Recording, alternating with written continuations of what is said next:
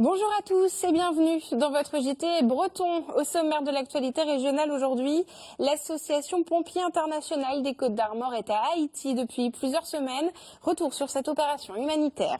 Ce week-end se déroulait le Salon du Livre à Carhaix, une édition consacrée à l'Irlande. Et c'est aussi la période d'Halloween. Dans les monts d'arrêt, des enfants se sont fait quelques frayeurs. Le lundi, c'est le jour du sport. Bonjour Ludovic. Et bonjour Julie. Alors qu'y a-t-il dans l'actualité sportive cette semaine? Eh bien vous l'aurez remarqué, il a fait un temps magnifique ce week-end, alors on va en profiter pour prendre l'air du large et puis on reviendra également sur les belles performances de Vannes en rugby et de Landerneau en basket. Eh bien on voit ça dans un instant Ludovic. Bienvenue à tous dans cette édition du lundi 31 octobre 2016.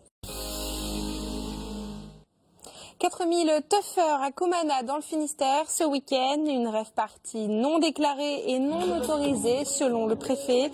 Ce dimanche après-midi, suite à des plaintes de riverains, la préfecture a décidé de saisir le matériel de sonorisation, une intervention qui a donné lieu à des affrontements entre forces de l'ordre et rêveurs. L'association Pompiers International Côtes-d'Armor intervient à Haïti depuis plusieurs jours. Début octobre, l'ouragan Matthew a touché de plein fouet l'île. La population sur place a donc besoin d'aide.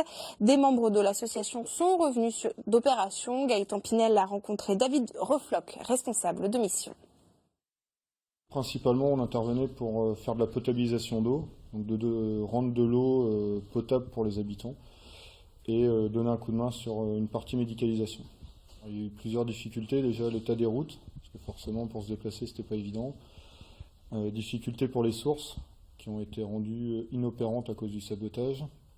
Et la tension qui était palpable, parce que des problèmes de ravitaillement sur de la nourriture, donc des convois d'ONU qui étaient attaqués, etc. Donc c'était pas simple tous les jours. Les amoureux de lecture avaient rendez-vous à Carhaix ce week-end. Cette année, le Salon du Livre avait pour thème l'Irlande et les liens entre la Bretagne et ce pays sont nombreux. Reportage sur place de Gaëtan Pinel. Une centaine de maisons d'édition et 300 auteurs réunis.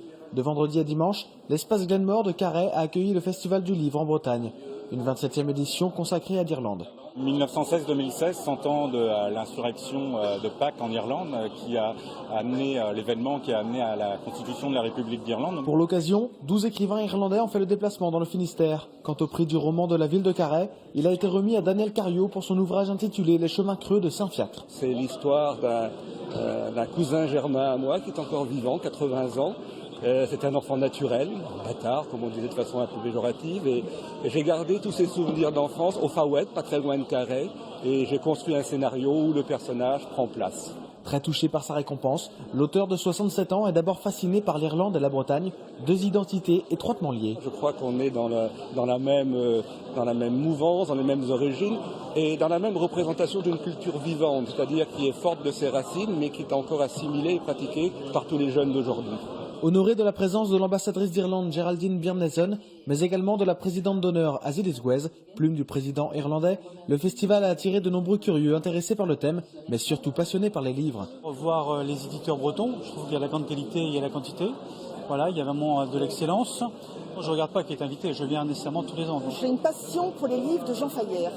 Si les livres étaient l'essence même du festival, aborder l'Irlande en Bretagne était inconcevable sans un morceau de musique. Ainsi, les lecteurs ont feuilleté les pages de cette 27e édition au rythme de la version bretonne de The Foggy Dew et de l'hymne breton Brogos Mazadou, interprété par le chœur féminin Canawen de Brest.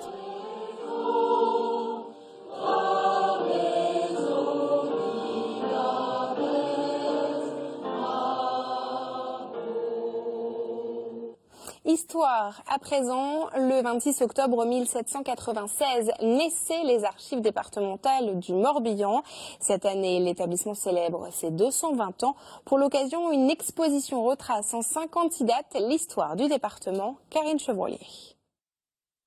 Saviez-vous que Benjamin Franklin était allé à Auray, où Quennebon fut la deuxième ville bretonne alimentée en électricité? Voici certains des 56 moments clés sélectionnés pour retracer l'histoire du Morbihan. C'est donner des repères sur l'histoire du département, c'est-à-dire pouvoir faire le lien entre différents sites que l'on peut avoir dans le département, je pense au site mégalithique par exemple, et pouvoir effectivement, c'est l'idée de la frise chronologique, les replacer dans un parcours historique qui est multimillénaire. On a voulu les répartir de façon à ce qu'on puisse aborder l'exposition soit dans le sens chronologique, soit en remontant le temps. Donc on peut effectivement choisir de partir de la préhistoire vers la période contemporaine, ou bien de partir de la période contemporaine et de finir, remonter le temps jusqu'à la préhistoire. Cette période sont représentées avec à l'appui des documents appartenant aux archives départementales. En quelques instants, le visiteur peut se plonger dans 450 000 ans d'histoire. On prend connaissance aussi de l'évolution du monde en l'espace de peu d'années. Et on a une image du Morbihan qui est particulièrement dynamique. Je trouve que ça, c'est intéressant parce que on s'aperçoit qu'on vit dans un département qui a de la force, qui a eu de la force et qui en a encore aujourd'hui. Et c'est important de relire l'actualité à l'image de ce qu'on a vécu, de ce qui s'est passé jadis. Cette exposition célèbre les 220 ans des archives départementales, nées pour rassembler les papiers issus des confiscations révolutionnaires. Une exposition à découvrir à Vannes jusqu'au 23 juin. Et c'est le moment de parler sport. On retrouve tout de suite Ludovic Jean. Et pour commencer, Ludovic, on va partir sur l'eau avec la fin des épreuves de windsurf à la torche et puis le championnat de France d'océan racing en presqu'île de Crozon.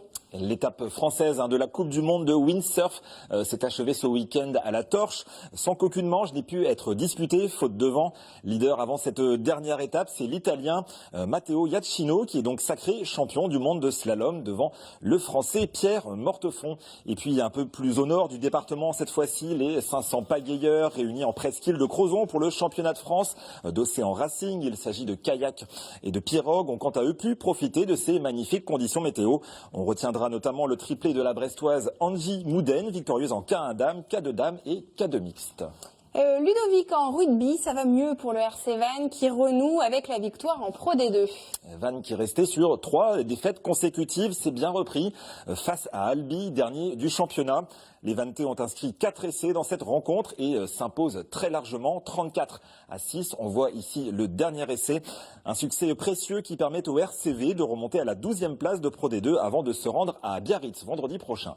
Et puis un mot de basket, Ludovic, pour signaler le parcours sans faute du Landerneau Bretagne Basket en Ligue 2 féminine. Et en effet, Landerneau qui réalise un début de saison canon, 4 matchs, 4 victoires. La dernière en date samedi dans la toute nouvelle salle de la cimenterie à Landerneau. Un court succès 69-67 face à l'équipe d'Arras.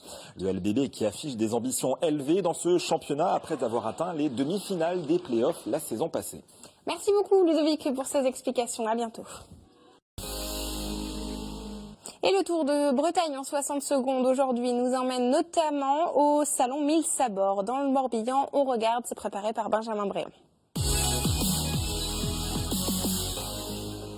À Trébordin, 1200 personnes se sont rassemblées ce week-end pour dire une nouvelle fois non à l'extraction de sable, actuellement suspendue, et dont ils espèrent bien qu'elle ne recommencera pas. On notera que le rassemblement aurait été nettement plus difficile à organiser à marée haute.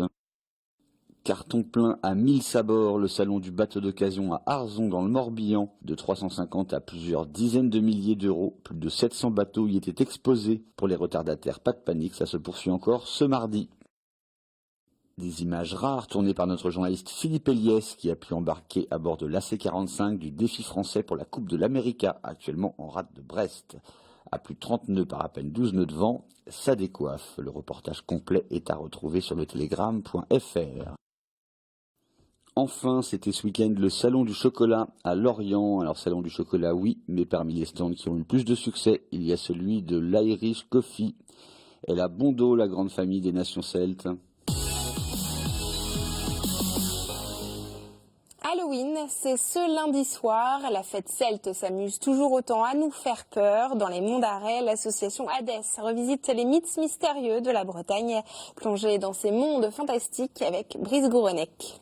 Les Monts d'Arrée, cette terre de légendes que l'on se raconte ici et là. Et en ce jour d'Halloween, des histoires d'esprits et de fantômes ressurgissent. Youn Daniel est animateur nature à Bottmeur. Il connaît ces histoires sur le bout des doigts. Et pendant la fête des morts, il les partage avec les plus jeunes d'entre nous. On se met à la recherche d'un fantôme qui hante le village. Ah bah tu tombes bien toi. On a un problème parce qu'il y a un des fantômes là, personne n'arrive à le reconnaître. En fait il a des jambes, il a un tronc, un corps. Non mais il a pas de tête. Il a pas de tête. Non. Ah personne ne le reconnaît. Rapidement, on s'enfonce dans la forêt, au pied des monts d'Arrée, sur les traces des lutins celtes, les Korrigans. Ça court la lande, vous savez bien, ils se cachent dans les rochers ou dans les fonds des marais, mais cela vaut mieux les éviter quand même. Ouais. Les Korrigans qui sortent essentiellement la nuit, là on a eu de la chance, on en a trouvé un Korrigan, un ami à moi. Oh, tous ne sont pas aussi grands que lui. Une balade dans les bois, aux allures de sensibilisation par moment, l'occasion de redécouvrir ses lieux, sa faune, sa flore, et si ces contes sont à destination des enfants, les adultes sont comblés. On apprend plein de choses sur les bois, sur les Korrigans, sur les plantes de la forêt. Enfin voilà, c'est très intéressant et très amusant. Et il n'y a pas que les enfants qui adorent, les adultes aussi. L'association Hadès propose des balades à thème chaque vacances. Les prochaines seront organisées pour Noël. Ainsi que l'on referme cette édition. Merci à tous de nous avoir suivis. À demain.